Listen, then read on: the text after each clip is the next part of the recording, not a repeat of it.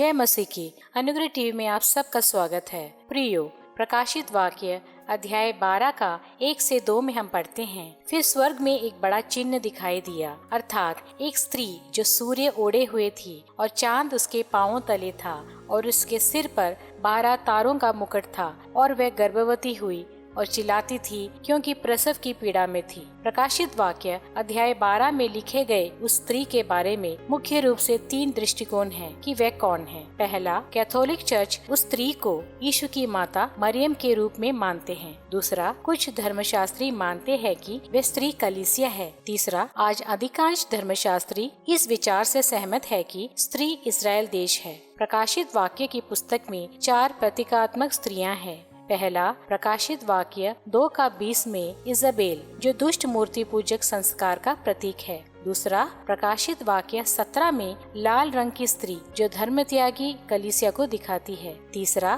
प्रकाशित वाक्य 19 में कलीसिया के रूप में मेमने की दुल्हन है, लेकिन कहीं भी कलीसिया को कभी पत्नी या स्त्री नहीं कहा जाता है। कलीसिया को हमेशा दुल्हन कहा जाता है। कलीसिया तब तक पत्नी नहीं बनती जब तक मेमने का विवाह भोज नहीं हो जाता, जो कि अध्याय 19 में लिखा गया है। इसलिए यहाँ वह स्त्री कलीसिया नहीं हो सकती, बल्कि इजराइल है, क्योंकि पुराना नियम कई बार इजराइल देश को जन्म देने वाले के रूप में दर्शाता है। उदाहरण के लिए यशाया 26 अध्याय का 15 से 17 में लिखा है, जैसे गर्भवती स्त्री जनने के समय ऐंठती और पीड़ा के कारण चिल्ला उठती है, हम लोग भी हे यहोवा तेरे सामने वैसे ही हो गए हैं। हम भी गर्भवती हुए, हम भी ऐंठे, हमने मानो वायु ही को जन्म दिया। हमने देश के लिए कोई उद्धार का काम नहीं किया और न जगत के रहने वाले उत्पन्न हुए। इजराइल के जन्म देने के अन्य संदर्भ पुराने नियम के कई पुस्तकों में हम देखते हैं, जैसे कि यशाया अध्याय 54 और 66,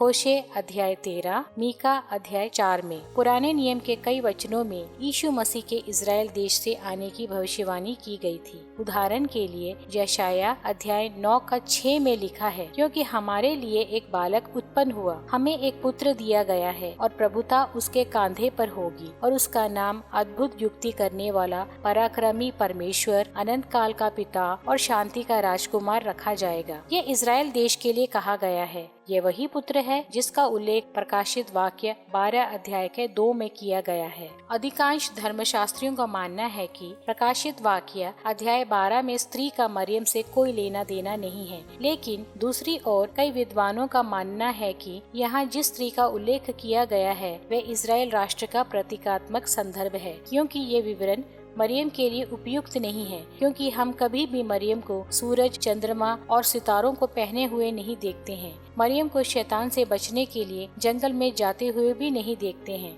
उत्पत्ति अध्याय 37 का 9 से 10 वचन में ही सूर्य, चंद्रमा और तारों का एक साथ उल्लेख किया गया है। ये यूसुफ का स्वप्न है, जहाँ वह सूर्य, चंद्रमा और तारों को अपने आगे झुकते देखता है। यहाँ ये तीनों चीजें इजराइल देश को दिखाते हैं, इसलिए ये स्त्री इजराइल देश है, जहाँ यीशु का जन्म हुआ था। पुराने नियम के भविष्यद्वक्ताओं ने इजराइल को एक स्त्री के रूप में संदर्भित किया है, जिसे हम यशाया 54 का 5 से 6, यिर्मयाह 4 का 31 और मीका 4 का 9 से 10 वचन में देखते हैं। जब हम इजराइल के लोगों को देखते हैं तो हम समझते हैं कि शैतान आरंभ से ही इजराइल देश को नाश करने के लिए बहुत सक्रिय रहा है। फिरौन के द्वारा, मूसा के जन्म के समय, फिर नेबुकदनेस्सर के द्वारा और हामान के द्वारा, जिन्होंने इजराइल जाति को पूरी तरह से नष्ट करने की कोशिश की। हेरोदस, जिसने यीशु को मारने के प्रयास में सभी नवजात शिशुओं को मार डाला। प्रकाशित वाक्य अध्याय 12 का 17, तब अजगर स्त्री पर क्रोधित हुआ और उसकी शेष संतान से, जो परमेश्वर की आज्ञाओं को मानते और यीशु की गवाही देने पर स्थिर है, लड़ने को गया।